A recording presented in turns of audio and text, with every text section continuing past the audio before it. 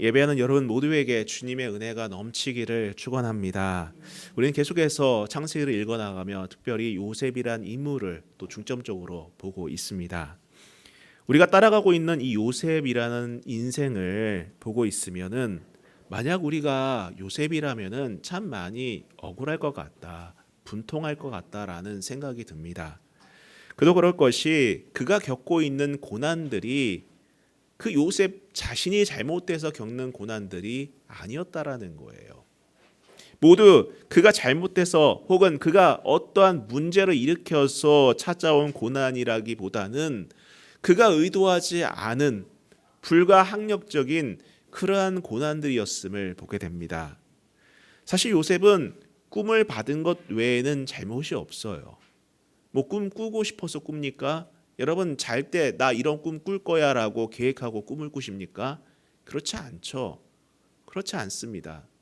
꿈을 꾼 게 뭐 그리 잘못한 것입니까? 또한 아버지의 사랑을 받은 것이 또 뭐 그리 잘못한 것입니까? 불쌍해서 또 여러 가지 이유로 요셉을 사랑한 것 인정합니다. 그러나 그것이 미움받을 정도로 잘못한 것일까? 그렇지 않죠. 이런 고난을 당할 만큼 잘못한 것일까요?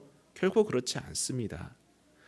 또 왜 아버지의 심부름으로 형들의 안위를 살핀 것 때문에 미움을 받아야 되는지, 또 살해의 위기에 처해야 되는지, 또 더 나아가 짐승이나 노예처럼 팔아 넘겨져야 하는지 당최 이해하기 어려운 고난의 연속을 지금 요셉은 겪고 있는 거예요.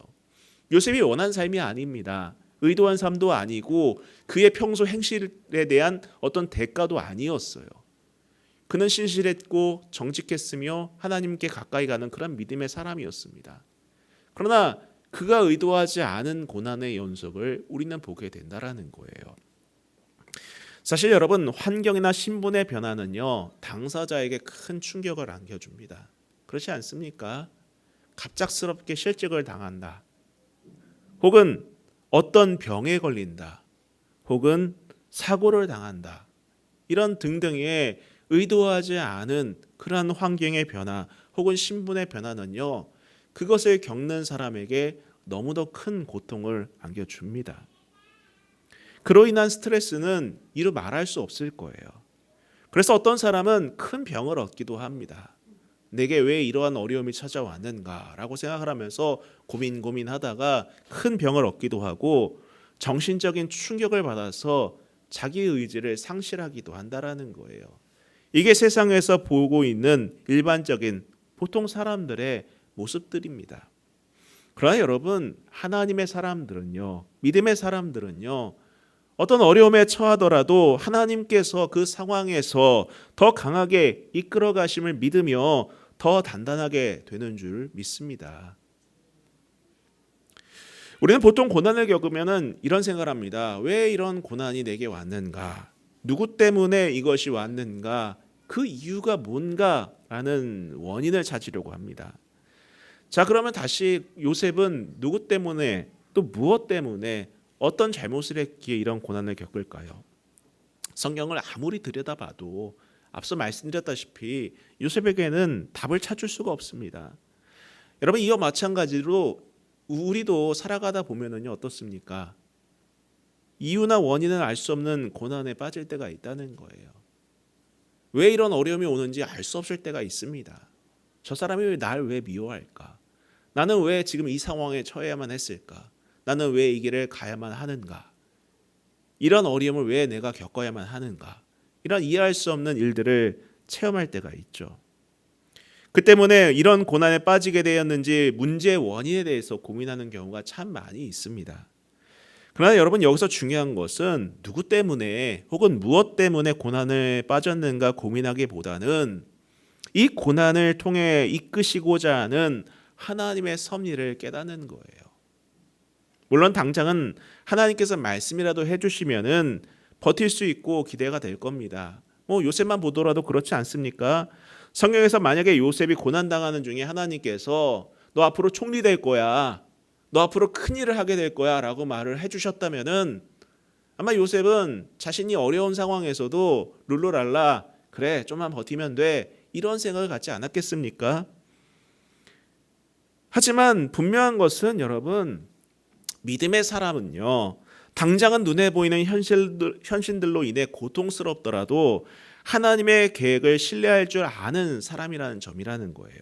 그리고 요셉이 그 믿음의 사람의 기준을 보여주고 있다는 것입니다. 우리는 그래서 요셉의 이야기에 집중해 볼 필요가 있는 거예요.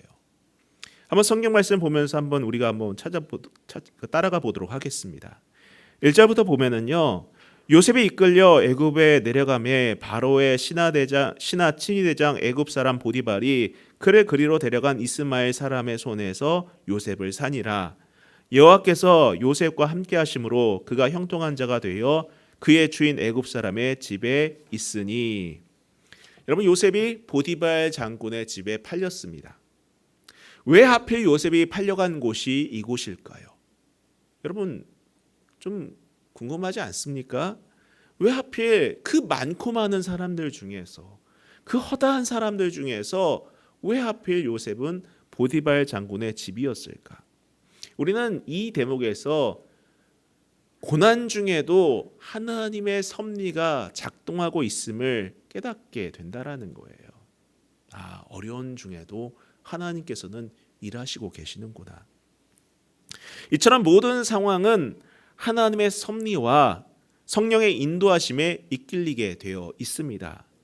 비록 인간의 그릇된 욕망 때문에 고통당하더라도, 인간의 잘못된 선택 때문에 피해를 받고 있다 하더라도 하나님께서는 포기하지 않으시며 그분의 약속을, 또 그분의 계획을 신실하게 이행하고 계심을 요셉의 이야기 가운데서 발견할 수 있다라는 거예요. 그리고 눈여겨볼 부분이 또 있습니다. 2절에 보시면은 여호와께서 요셉과 함께 하심으로라는 대목이 있어요. 지금 요셉이 처한 상황은 일반적인 상황이 아니지 않습니까? 우리처럼 그냥 주일 되면 예배 와서 예배 참석하고, 또 평일에 시간 나면은 큐티도 하고, 또 수예배도 드리고 금요예배 드리고, 그런 일반적인 상황이 아니에요. 그런 상황이 아닙니다. 그는 죽을 뻔하였다가 노예로 팔려온 몸입니다. 또한 그런 고난 상황에서 하나님의 그 어떤 계시나 음성을 요셉이 들었다는 내용은 성경 그 어디에도 없습니다. 그 어디에도 없어요. 그러면 어째서 하나님이 요셉과 함께 하신다고 기록하고 있는 것입니까? 어째서 이렇게 말을 하고 있는 것일까요? 이 말씀은 요셉이 죽도록 고생하는데 보이지 않는 하나님께서 그래 내가 네 옆에 있단다라는 그러한 단순한 표현이 아닙니다. 여러분, 이 말은 바꿔 말하면은 요셉이 고난 중에도 하나님과 동행하고 있었다는 말이에요. 뭐라고요? 고난 중에도 하나님과 동행하고 있었다는 것입니다. 하나님은요, 자신과 가까이 하는 사람을 가까이 합니다. 자신과 동행하는 사람과 동행하시는 분이에요. 사실 하나님은 매 순간 우리와 함께 하십니다. 우리가 인지를 안 할 뿐이라는 거예요. 그분에 대해서 생각하지 않고 있기 때문이라는 것입니다. 여러분, 부모와 자녀의 관계도 그렇지 않습니까? 부모는 자녀에 대해서 늘 사랑하고 있어요. 그러나 자녀는 그 부모의 사랑에 대해서 잘 깨닫지 못합니다. 늘 사랑하고 있지만은 자녀는 자기 생각만 앞서다 보니까는 자녀된 입장에서 부모가 나를 사랑하고 있다, 내 곁에 있다, 나와 함께 한다는 그런 사실을 인지하지 못할 때가 많이 있어요. 우리도 그런 입장에 있었던 적이 있지 않습니까? 그러나 언제 깨닫습니까? 내가 내 시선을 부모에게 고정할 때에, 내 생각을 부모에게 고정할 때에, 어머니가, 아버지가 나를 위해서 이렇게 애쓰시고 계셨구나, 나를 위해서 나와 함께하고 있었구나, 이런 걸 깨닫지 않습니까? 마찬가지라는 거예요. 하나님께서는 나와 함께 하십니다. 우리와 함께하고 계세요. 지금 이 순간도 함께 하십니다. 그저 우리의 시선이 그분께 가 있지 않기 때문에 그것을 깨닫지 못하고 있을 뿐이라는 거예요. 물론 요셉이라고 늘 밝고 거룩한 모습으로 할렐루야 하면서 동행하고 있겠습니까? 그렇게 했다고 보지는 않아요. 그도 사람이기에 괴롭고 힘들었겠죠. 아팠겠죠. 요즘 말로 멘탈이 나갈 수도 있었을 거예요. 그런데 여러분, 어떻게 해서든지 하나님을 붙들려고 몸부림치는 그러한 상황 가운데서 요셉은 무엇을 느꼈을까요? 하나님이 나와 함께 하신다는 그 사실을 깨달았지 않았을까 생각해 볼 수 있다는 것입니다. 여러분, 하나님과 동행하는 삶은요, 환경이나 여건에 따라서 선택하는 것이 아닙니다. 환경이 좀 좋다고 해서 하나님과 동행하고 어려우니까 하나님과 동행하지 않는다? 여러분, 그것은 말이 안 되는 겁니다. 힘들고 어렵더라도 그분과 동행할 때 비로소 하나님이 나와 함께 하심을 알고 그분의 계획과 섭리를 신뢰하게 되는 것입니다. 여러분, 나를 향한 계획이 있다는 것을 믿으십니까? 지금 당장 힘들어서 그것이 잘 피부에 와닿지 않으시나요? 그렇다면은 내 시선을 내 현실에서 하나님께로 돌려보시기를 주님의 이름으로 축원합니다. 세상은요, 돈 있고 힘 있는 사람 중심으로 역사가 이루어가는 것처럼 보이지만은 실상은 믿음을 가진 사람, 하나님과 동행하는 사람을 통해서 역사가 움직여가고 있다는 것을 여러분 꼭 기억하시기를 바랍니다. 3절을 또 읽어보도록 하겠습니다. 그의 주인이 여호와께서 그와 함께 하심을 보며 또 여호와께서 그의 범사에 형통하게 하심을 보았더라. 주인은요, 요셉의 삶 속에서 하나님을 발견합니다. 여러분, 비록 보디발 장군은 이방인이었습니다. 하나님을 알던 사람이 아니에요. 하나님을 알지 못하는 사람이었습니다. 그리고 그의 신분은 사실 국가 서열 2위에 가까운 그러한 힘이 있는 사람이었어요. 그런 그가 한낱 노예인 그 요셉을 보면서 뭘 생각하겠습니까? 여러분, 요즘에도 소위 갑질 뭐 이런 얘기 흔하지 않습니까?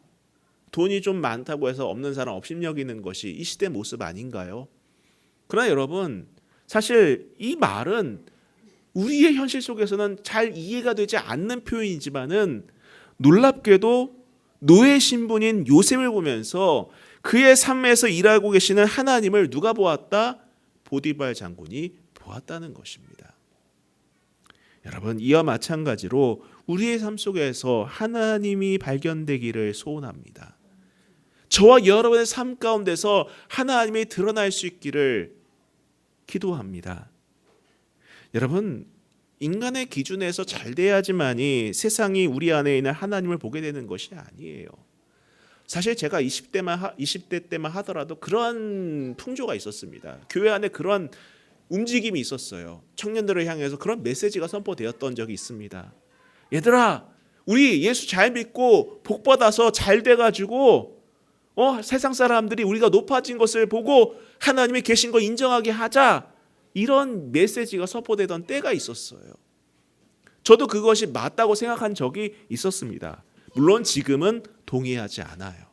지금은 그 말에 대해서 동의하지 않습니다. 이전에는 높은 자리에 올라서야지만이, 좋은 것에 가야지만이, 돈이 많아야지만이 세상이 우리 안에 있는 하나님을 볼 것이라 생각했던 적이 있었지만은 그것은 사실 더러운 욕망을 종교라는 색으로 덧칠한 것일 뿐이었다는 것을 깨닫게 되었다는 거예요.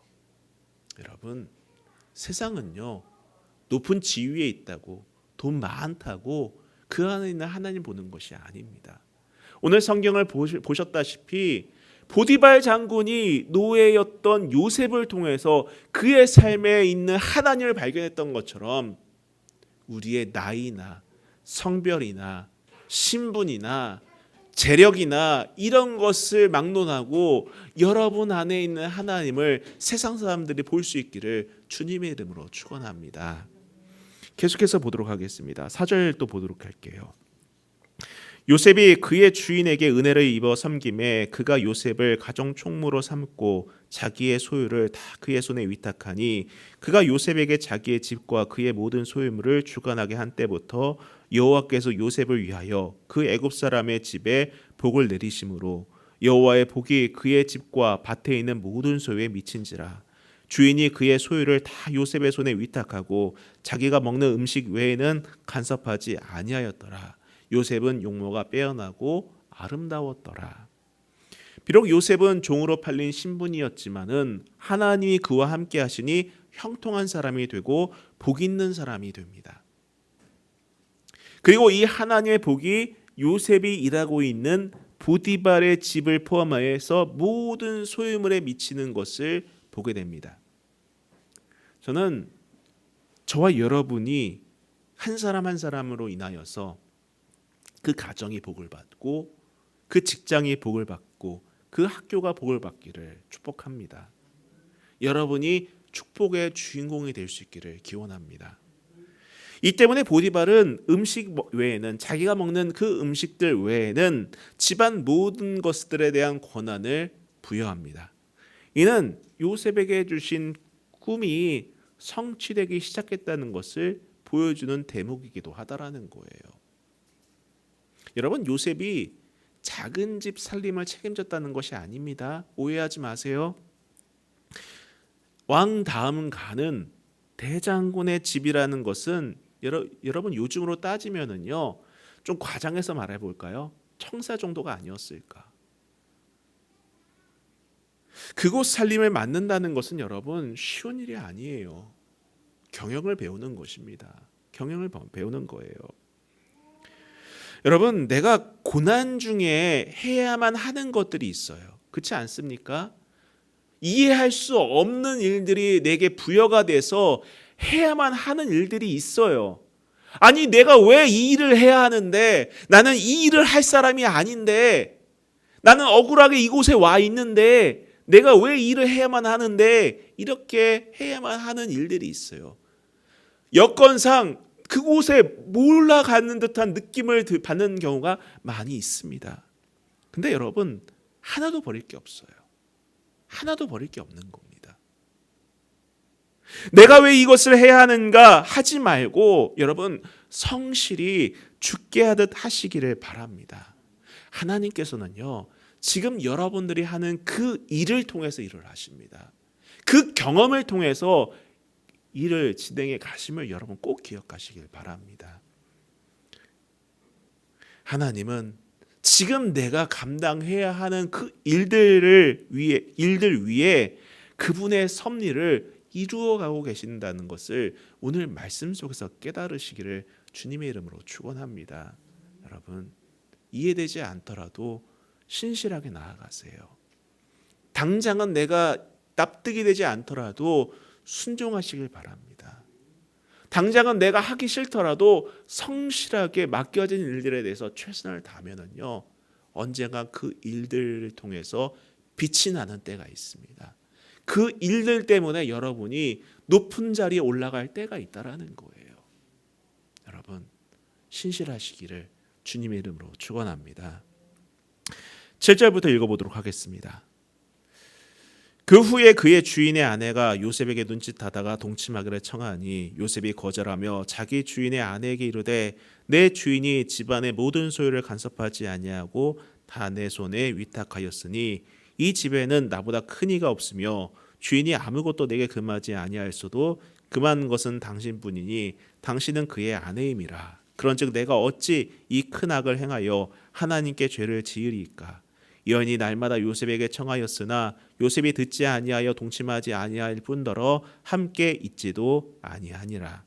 그러할 때 요셉이 그의 일을 하러 그 집에 들어갔더니 그 집 사람들은 하나도 거기에 없었더라. 그 여인이 그의 옷을 잡고 이르되 나와 동침하자. 그러나 요셉이 자기 옷을 그 여인의 손에 버려두고 밖으로 나가매 그 여인이 요셉이 그의 옷을 자기 손에 버려두고 도망하여 나감을 보고 그 여인의 집 사람들을 불러서 그들에게 이르되 보라 주인이 히브리 사람을 우리에게 데려다가 우리를 희롱하게 하는도다. 그가 나와 동침하고자 내게 들어오므로 내가 크게 소리 질렀더니 그가 나의 소리를 질러 부름을 듣고 그의 옷을 내게 버려두고 도망하여 나갔느니라. 참 드라마 같은 불륜 드라마 같은 일이 이제 벌어지죠. 요셉이 처음 이 애굽에 팔려왔을 때는 18세였습니다. 이 일이 일어난 시점은요 대략 이제 어느 정도 시간이 흘러서 20대 청년이 되었던 그 시점으로 보고 있습니다. 이 시기에 위기가 찾아와요. 어떤 위기입니까? 요셉이 잘생겼죠. 성경 보면은 뭐 아름다웠다, 용모가 준순하다 이런 표현이 등장한 것은 그가 외모적으로도 상당히 괜찮은 그러한 인물이었던 것을 보게 됩니다. 그뿐만 아니라 신임을 받아서 가정 총무의 역할을 받습니다. 참 과분한 복이죠. 하지만 일전에 아버지의 남다른 사랑의 축복이 그에게 아버지와 헤어지는 비극을 가져왔듯이 이번에는 그가 얻은 그러한 축복들이, 그러한 복들이 보디발의 아내의 유혹을 받게 되는 이유가 되어버린 것입니다.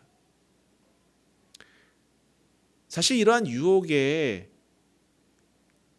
넘어간다는 것이 더 쉬울 것 같아요. 그렇지 않습니까? 눈 한번 질끈 감으면은 자신의 욕망과 쾌락과 모든 것을 채울 수 있지 않습니까? 그러나 오늘 요셉은요, 어떻게 합니까? 하나님께 죄를 짓는 불의한 형통보다는 의로운 죄수가 되는 것을 선택한다라는 거예요. 여러분, 제가 요셉에 대한 이야기를 처음 들어갈 때에 요셉은 어떤 사람이라고 말씀드렸습니까? 요셉은 정직한 사람이었다라고 말씀을 드렸죠. 여러분, 이 시대는 정직을 덜 중요하게 여기는 시대지 않습니까? 눈 한번 질끈 감으면 내 호주머니에 돈이 생깁니다. 눈 한번 꾹 감고 입 한번 닫아버리면은 내게 이익이 생기는 시대라는 거예요. 인간적인 가치보다는 재정적인 이익이 더 중요하게 여기는 이 시대 가운데에 우리가 회복해야 될 것이 무엇인지를 오늘 말씀 속에서 보여주고 있는 것입니다. 조금 더디더라도, 조금 불편하더라도 신앙적인 의로움을 결단할 수 있기를 축원합니다. 자, 16절부터도 읽어보도록 하겠습니다. 그의 옷을 곁에 두고 자기 주인이 집으로 돌아오기를 기다려 이 말로 그에게 말하 이르되 당신이 우리에게 데려온 히브리 종이 나를 희롱하려고 내게로 들어왔으므로 내가 소리질러 불렀더니 그가 그의 옷을 내게 버려두고 밖으로 도망하여 나간나이다. 그의 주인이 자기 아내가 자기에게 이르기를 당신의 종이 내게 이같이 행하였다는 말을 듣고 심히 노한지라. 이에 요셉의 주인이 그를 잡아 옥에 가두니 그 옥은 왕의 죄수를 가두는 곳이었더라. 요셉이 옥에 갇혔으나. 여러분, 요셉은 양심을 택했습니다. 신앙적인 양심, 의로움을 택했습니다. 근데 이 요셉은 그러한 선택을 한 대가로 무엇을 얻게 됩니까? 감옥에 갇힌다라는 거예요. 여러분, 이처럼 때로는 내가 옳은 선택을 하더라도 그 결과가 옳게 찾아오지 않는 경우가 있습니다. 바른 길을 걸어가려고 애를 쓰더라도 그 대가가 내게 불이한 것으로 다가올 때가 있습니다. 근데 여러분, 선한 일을 할 때에 단기간에 나타나는 결과 때문에 낙심하지 않기를 축복합니다. 그런데 여러분, 우리가 여기서 한 가지 짚고 넘어갈 것이 한 가지가 있어요. 우리가 역사적인 배경을 알고 이 말씀을 보면은 좀 다르게 다가온다라는 것입니다. 고대 이집트 문헌에 따르면은요, 같은 이집트 사람들끼리 상대방의 배우자를 탐하는 경우 죽일 수가 있었어요. 죽여도 됐습니다. 누군가의 배우자를 탐한다? 그럼 죽여도 된다는 거예요. 근데 여러분, 지금 여기 언급되는 사람이 누굽니까? 한 사람은 노예인 요셉이고 한 사람은 이집트 사람, 또 보디발 장군의 아내입니다. 그렇다면은 신분 계급이 철저했던 그 옛날에 보디발은 충분히 요셉을 죽일 수 있었어요. 죽여도 아무 상관이 없습니다. 뭐 별일 없어도 요셉을, 노예를 죽여도 별 탈이 없던 시대 아니었겠습니까? 분명 요셉을 죽일 수가 있습니다. 그런데 여러분, 보디발은 분노합니다. 놀랍게도 성경은요, 그 분노의 대상이 누군지 나와 있지 않아요. 우리는 당연히 이 말씀을 보면서 보디발이 그 아내의 말을 듣고 요셉에게 분노했겠거니라고 생각을 하겠지만은 이 분노의 대상이 요셉인지 누구인지 나와 있지 않습니다. 근데 이 문헌, 이 역사적인 배경을 보고 이 말씀을 본다면은 요셉을 체포해서 옥에 가두었다는 것은 여러분 좀 이상한 대목이라는 거예요. 이상한 대목이라는 것입니다. 죽이지 않고 옥에 가두었다는 것은 결국 이 분노가 요셉을 향한 분노가 아니었음을 반증하는 대목이기도 하다라는 거예요. 이는 보디발이 평소의 아내의 품행과 또 요셉의 오랜 충성심에 비추어서 자기 자신의 아내를 신뢰하지 못했다는 것을 암시하는 대목이라는 것입니다. 앞서 보디발은 요셉의 삶에서 누구를 보았다고 했습니까? 하나님을 보았다고 했지 않습니까? 여러분, 우리는 과연 다른 사람에게 신뢰를 주는 사람입니까? 다른 사람에게 믿음을 주는 사람인가요? 어떤 사람은요, 신앙을 빌미로 자신의 욕망을 채우려 하는 사람들이 있어요. 정치인들 보십시오. 선거철만 되면 교회들 찾아와서 인사하지 않습니까? 성경자 펴놓고 예배하는 모습 보여주지 않습니까? 이건 별로 옳은 모습은 아닌 것 같아요. 여러분, 우리의 안에, 우리가 신앙인이라면요, 우리가 믿음의 안에 있는 사람이라면은 우리가 이 세상의 삶을 살아가면서 다른 사람에게 신뢰를 줄 수 있어야 하는 그런 사람이 되어야 되지 않을까요? 내가 어떤 직함을 갖고 있기 때문에 믿음을 준다? 내가 목사이기 때문에, 장로이기 때문에, 어느 교회 집사이기 때문에 믿음을 준다? 여러분, 이것은 맞지 않는 거예요. 그런 사람이 제일 위험한 사람입니다. 여러분, 우리가 신앙 안에서 다른 사람에게 신뢰를 줄 수 있는 그런 사람이 되기를 또 기원합니다. 21절도 보도록 하겠습니다. 여호와께서 요셉과 함께 하시고 그에게 인자를 더하사 간수장의 은혜를 받게 하심에 간수장이 옥중 죄수를 다 요셉의 손에 맡김으로 그 재반삼으로 요셉이 처리하고 간수장은 그의 손에 맡긴 것을 무엇이든지 살펴보지 아니하였으니 이는 여호와께서 요셉과 함께 하심이라. 여호와께서 그를 범사에 형통하게 하셨더라. 여러분, 우리가 일반적인 시각으로 보면은 요셉은 더 나락으로 간 거죠. 그의 신분은 곤두박질 친 것입니다. 노예 신분도 모자라서 죄수의 신분이 된 겁니다. 이쯤 되면은 여러분 포기해야 돼요. 이쯤 되면은요, 여러분 희망이 없습니다. 그런데 여러분, 감옥에서도 요셉은 하나님의 은혜를 입습니다. 하나님과 함께했다라고 성경은 말해주고 있어요. 여러분, 노예든 죄수든 하나님이 요셉과 함께 하시니까 형통한 삶도 이어지고 있었다는 거예요. 여러분, 여기서 우리가 깨달을 수 있는 것은 내가 지금 어디 있느냐가 중요한 게 아닙니다. 어디에서 일하고 있느냐가 중요한 게 아니라는 거예요. 혹은 어떤 대접을 받고 있느냐가 중요한 게 아니라는 겁니다. 지금 내가 누구와 함께하고 있느냐가 중요하다라는 거예요.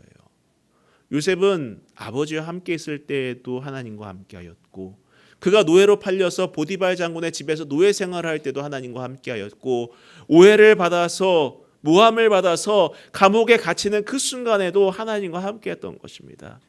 장소가 중요한 게 아니에요. 신분이 중요한 게 아닙니다. 내 환경이 중요한 게 아니에요. 내가 지금 누구와 함께하고 있는가? 여러분, 하나님과 함께하고 계십니까? 그분과 동행하고 계신가요? 혹시 환경을 탓하고 있지는 않습니까? 내가 왜 이런 대접을 받아야 되는가 탓하고 있지는 않은가요? 내가 이러한 고난을 왜 쳐야 되는가 원망하고 있지 않습니까? 아니, 그게 중요한 게 아니에요. 중요한 것은 내가 지금 하나님과 함께하고 있는가, 그분과 동행하고 있는가, 그 말씀 안에 살고 있는가가 중요한 것입니다. 요셉은 감옥 안에서도 하나님과 동행하면서 그의 삶에 하나님이 드러나고 있었던 것입니다. 죄수가 하나님 드러나면 얼마나 드러나겠습니까? 근데 놀랍게도 그 안에서 변화가 일어나고 있었다는 거예요. 결국 간수장은 감옥 재반 사무를 다 요셉에게 맡깁니다. 성경을 보면은 돌아보지 않았대요. 맡기고 신뢰했다라는 것입니다. 요셉이 믿음을 주는 사람이었다는 거예요. 신뢰를 주는 사람이었다는 것입니다.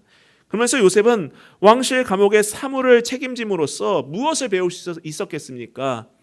왕궁의 사정을 익힐 수 있는 기회를 얻게 된 거예요. 여러분, 이처럼 우리가 처한 환경은 하나도 버릴 게 없는 겁니다. 하나도 버릴 게 없는 거예요. 우리는 이후에 일어난 일들 다 알지 않습니까? 요셉이 총리가 되지 않습니까? 여러분, 준비되지 않은 사람이 높은 자리에 올라가면은요, 반드시 떨어지게 되어 있어요. 그렇지 않습니까, 여러분? 그렇지 않나요? 제가 예전에, 저에겐 대형 면허가 있습니다. 대형 면허가 있는데, 예전에 청년들을 데리고 정말 국도순례를 하고자 하는 열망을 갖고서는 대형 면허를 딴 적이 있었어요. 근데 처음 시험을 치르는데 어이없게도 제가 어디서 떨어졌냐면은 뒷바퀴가 그 경계석에 넘어가서 떨어졌어요. 근데 그때 깨달은 게 뭔지 아십니까? 아, 내가 승용차 모는 마인드로 이 대형차를 몰았다가는 큰일 나는구나. 그런 생각을 갖게 됐다라는 거예요. 그냥 승용차는 그냥 내 머리만 들어가면 다 가지 않습니까? 근데 차가 커질수록 신경 쓸 게 많아요. 차 높이도 신경 써야 되고요. 뒷바퀴도 신경 써야 되고요. 정말 신경 쓸 게 많다라는 거예요. 준비돼야지만이 몰 수 있다라는 것입니다. 총리라고 직함 주면 다 할 수 있는 거라고 생각하는데 그렇지 않아요. 준비돼야지만이 그 일도 성실히 이행할 수 있는 겁니다. 요셉이 만약에 왕실 감옥에 갇히지 않았다라면은 그는 그곳에서 결코 이런 왕궁의 사정을 익힐 수 있는 기회를 얻지 못했고 정치라는 것을 알지도 못했을 겁니다. 요셉은요, 간수장이 다시 점검할 필요가 없을 만큼 감옥 안에서도 자신에게 주어진 일들을 성실하게 감당합니다. 성실하게 감당을 해요. 그가 만약에 억울함과 분노로 잠을 못 이루는 사람이었다면은 보일 수 없는 그러한 성실함을 보여주었다는 것입니다. 요셉은요, 형들에게 둘러싸인 심리적인 감옥에서도, 보디발 아내라는 억울함의 감옥에서도, 또 실제 감옥에서도 변함없이 신실하였고 성실하였습니다. 이 모든 상황을 주관하시는 진정한 주권자이신 하나님에 대한 신앙이 없다면은 감히 생각할 수도 없는 성실함이었다는 거예요. 저는 오늘 이 말씀을 준비하면서 그런 생각을 해봤습니다. 나는 신실한가? 나는 내 처한 환경에서 성실한가를 고민해봤습니다. 사실 저도 원망할 때가 있었어요. 처음 암에 걸렸을 때, 또 그걸로 인해 수술을 받을 때에 원망했습니다. 하나님, 이러려고 나 이곳에 보내셨나요? 하나님, 나 이러려고 이렇게 수술받게 하셨나요? 이런 생각을 했었어요. 근데 시간이 흘러갈수록, 시간이 흐르면서 우리 성도님들 만나고 권사님들, 우리 집사님들, 또 우리 아이들 태어나는 거 보면서 그런 생각이 제게 오더라고요. 아, 하나님께서 살리시려고 이곳에 보내셨구나. 나를 살리고 사람을 살리려고 이곳에 보내셨구나. 만남을 통해 또 기쁨을 주시려고 이곳에 보내셨구나. 그런 생각이 들기 시작했다는 것입니다. 여러분, 우리가 이 땅의 삶을 살아가면서 때로는 이해할 수 없는 일들이 우리에게 다가올 때에도 신실하시고 성실하시기를 주님의 이름으로 축원합니다. 우리의 인생은 약속에 신실하신 하나님께 달려 있습니다. 그 하나님을 향한 우리의 믿음에 달려 있다는 거예요. 환경은요, 있다가도 사라집니다. 좋은 환경 영원할 것 같죠? 그렇지 않아요. 또 나쁜 환경이 또 영원하겠습니까? 또 그렇지도 않다는 거예요. 변하고 또 변합니다. 근데 우리에게 변하지 않는 것은 누굽니까? 하나님 오직 한 분이라는 거예요. 그분의 신실하심, 그분이 나를 향한 계획만큼은 변하지 않는다는 것입니다. 그렇기에 우리의 믿음과 시선을 하나님께 고정하고 일상에서 예수님과 동행한다면 그 안에서 우리는 비로소 은혜를 체험하고 하나님의 섭리를 체험하면서 승리하게 되는 것입니다. 여러분, 요셉처럼 살고 싶습니까? 여러분이 주어진 환경에 최선을 다할 수 있기를 축원합니다. 여러분이 처한 그 현실에서 하나님께 매달리고 그분을 묵상하며 그분께 집중할 수 있기를 축원합니다. 차마 감사하라는 말은 못하겠어요. 저도 인간인지라. 그럼에도 불구하고 감사가 나오지 않더라도, 너무 마음이 괴롭고 힘들어서 눈물만 나올지라도 저와 여러분의 시선을 하나님께만 고정하고 내게 처한 환경에 대해서 최선을 다하고 신실하게 한다면 우리도 마찬가지로 하나님께서 요셉을 세우셨던 것처럼 우리를 세울 날이 있음을 여러분 확신할 수 있기를 주님의 이름으로 축원합니다. 우리 같이 찬양하고 기도하겠습니다.